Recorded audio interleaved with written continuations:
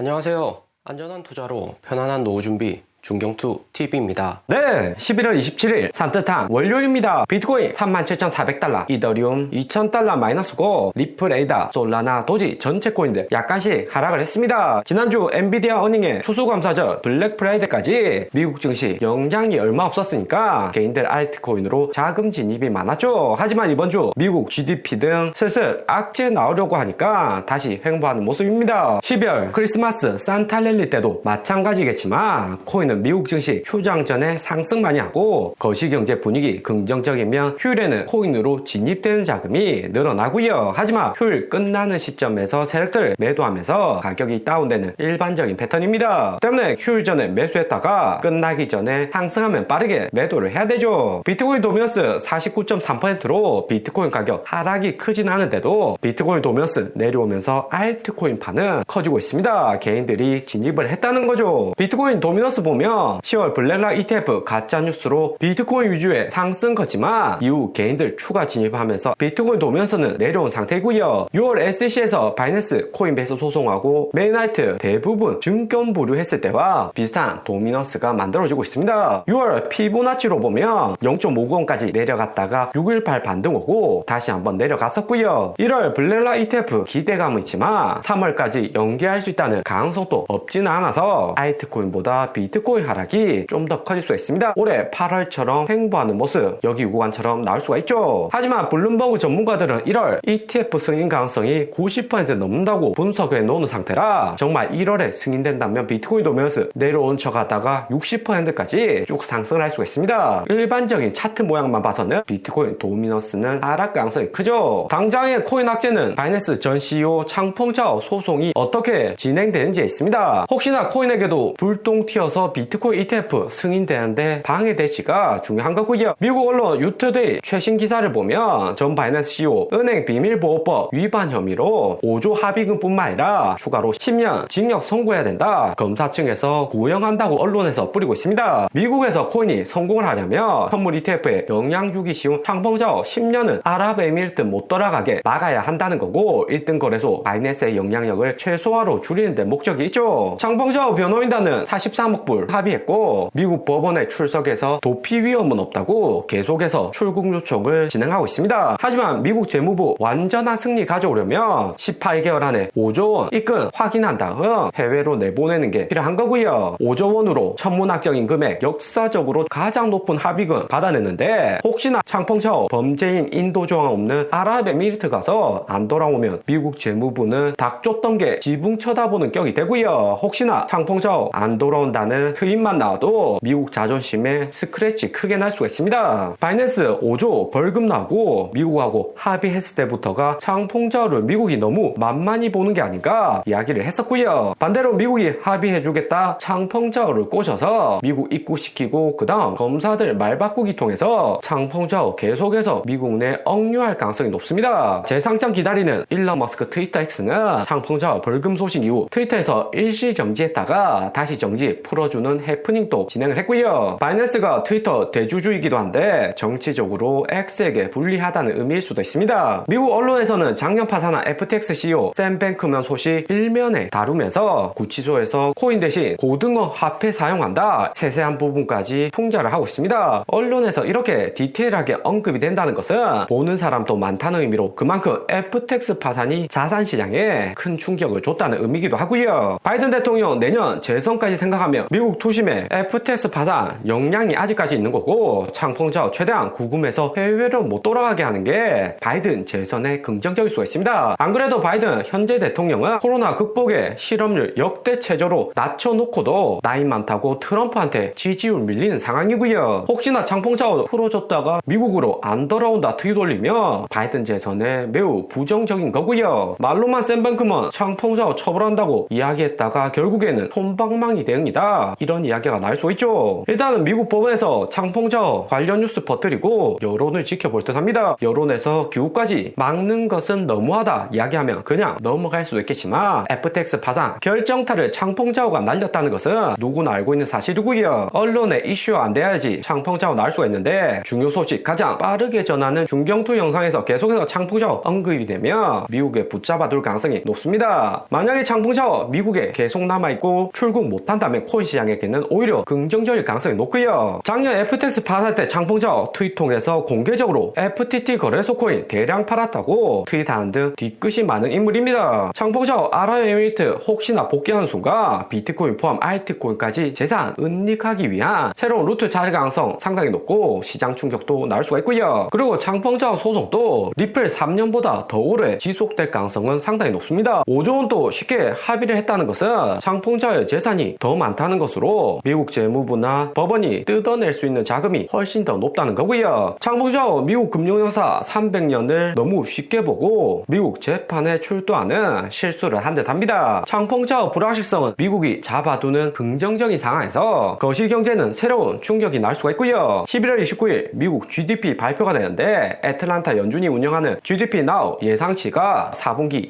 2%대로 전망이 되고 있습니다. 3분기까지만 하더라도 4%로 높게 유지하다가 4분기부터는 다시 낮아진다는 전망이고요. 좀 더 디테일하게 보면 3분기 4.9% GDP 발표가 되었고 2분기 2.1%보다 더 높게 올라갔습니다. 2021년 대량의 유동성 풀고 GDP 급등했을 때랑 비슷한 GDP가 나왔고요. 하지만 회색 예상치를 보면 4분기 시작으로 2%되고 내년 1분기에는 1% 미만까지 떨어질 것으로 예상이 되고 있습니다. 미국 증시도 작년 10월 1분기 GDP 발표 전에 하락이 컸었는데 연준이 작년 75bp씩 계속해서 금리 인상하니까 경기 안 좋아질 것이라는 전망에 증시 하락이 컸었죠. 그런 장이 내년 1분기에 나올 수가 있습니다. 빠르면 다음 달 12월이나 내년 1월이 가능성이 높은 거죠. 때문에 지난 토요일 영상에서 이야기한 옵션 물량도 12월 1일 가장 많고 두 번째는 12월 29일입니다. 이때 뭔가 일어날 수 있다는 기관들 전망이 매우 높다는 거죠. 비트코인 4만 달러 이상 상승할 것이라는 콜옵션 베팅이 큰 상황이긴 하지만 하락한다는 숏 베팅도 11월 29일 연말로 갈수록 높아지고 있습니다. 미국 경제의 핵심은 GDP, 실업률, 금리, 인플레이션율 중점적으로 보시면 되고요. 연준이 2021년 코로나로 3배 넘는 유동성 늘렸다가 GDP 상승하고 실업률은 내려갔지만 인플레 상승하고 금리를 올렸습니다. 올해 5월부터 금리 내려서 낮아진 GDP 구하려고 하는 건데 실물 경제는 수학 공식처럼 딱딱 맞아 떨어지는 건 아니고요. 금리 당장에 내렸다고 해서 빠르게 경제가 살아나는 것이 아니고 항상 균열과 갭이 발생하고 증시도 갭 나오는 타이밍에 매수를 하시면 됩니다. 코인은 2013년부터 역사적으로 봐도 12월 상승 하락 비율이 4대 6으로 하락 올 가능성이 약간 더 높고요. 상승 가장 많은 10월 9대 2로 가격 크게 올랐다가 12월로 갈수록 낮아지는 패턴입니다. 하지만 2023년 패턴을 보면 2016년과 매우 비슷한 움직임이고요. 8월에 하락 왔다가 9월 약간 상승, 10월 10% 이상 상승, 11월 추가 상승으로 주춤하다가 12월에는 폭발적으로 더 큰 성장을 했습니다. 12월에 비트코인 피크 찍을 가능성이 상당히 높은데 블랙락 ETF 내년 1월 확정된다면 12월 더 큰 상승 나올 수가 있겠죠. 그리고 2016년 하반기 상승자라다가 2017년 1월 보면 마이너스 약간 하락을 했습니다. 그러다 2017년 반감기 영향으로 1년 내내 비트코인 상승하는 장이 만들어졌고요. 내년 1월 블랙락 ETF 이외에도 반감기에 연준 금리 인하라는 대형 호재가 기다리고 있어서 10월 11월 상승한 비트코인 이 정도 수준은 내년 폭발적인 성장을 위한 빌드업 과정이다 볼 수가 있고요. 대신에 1월은 역사적으로 비트코인 조정 오는 경우가 많습니다. 무엇보다 내년이 되면 연준 금리 인하하고 예금 금리 낮아지면서 코인으로도 빠르게 자금들 진입될 가능성이 상당히 높고요. 한국금통위가 11월 30일인데 이때 이창용 총재 어떻게 이야기하는지가 가장 중요합니다. 미국이 5.5%에서 금리를 내릴 건데 한국이 미국 따라서 같이 내릴 것인지 아니면 미국이 3%까지 내릴 때까지 기다렸다가 내릴 것인지가 중요한 거고요. 최악의 시나리오는 한국이 기다렸다 내리는 건데 가능성은 상당히 낮습니다. 약간씩 내린다는 시그널 줄 가능성이 높을 듯 하고요. 이창용 총재 하버드 출신의 작년부터 시장 예측은 잘하고 있습니다. 한국 경제 침체로 들어는 갔지만 실업률만 봐도 역대급으로 낮은 상황이고요. 오늘의 영상은 여기까지입니다. 좀 더 디테일한 투자 정보가 필요하신 분들은 커뮤니티로도 자료가 공유되니까 멤버십 가입과 구독 부탁드립니다. 감사합니다.